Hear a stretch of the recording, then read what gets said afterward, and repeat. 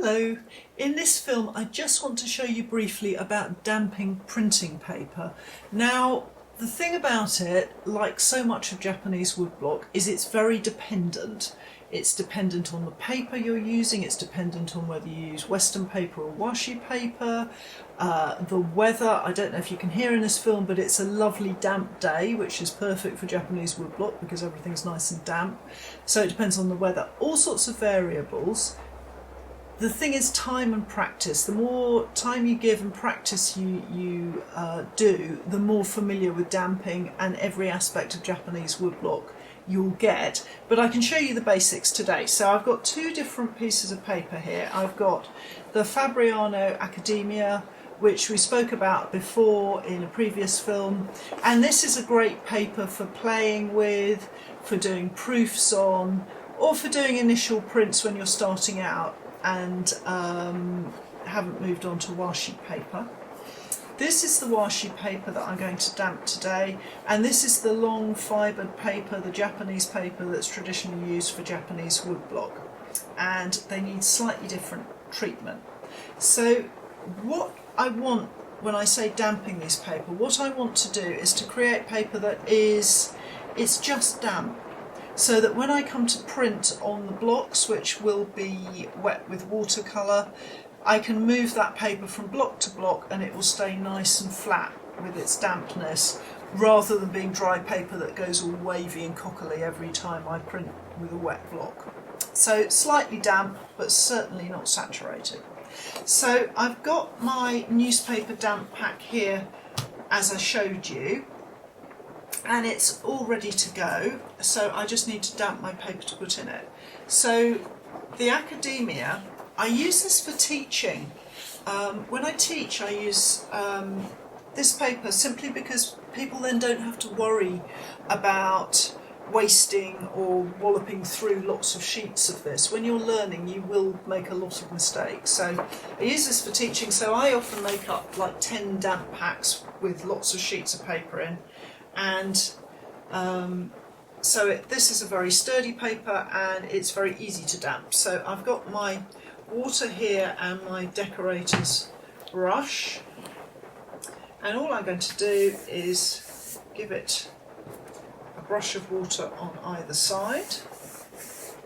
And if I was going to be doing several, I would be wetting each one and just stacking them one on top of the other, and it looks awful because they're surface water, and as they stack up they kind of stick to each other and it all looks a bit nightmarish.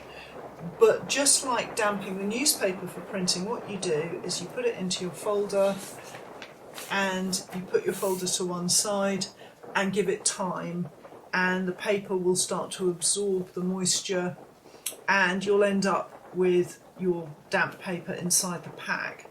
Now again, it takes practice because you might over wet it at first or under wet it. If you under wet it, then you simply need to brush a little bit more moisture on. If you over wet it, just open the pack out, let the paper dry out a little bit and adjust it that way. It's just a little bit of experimentation.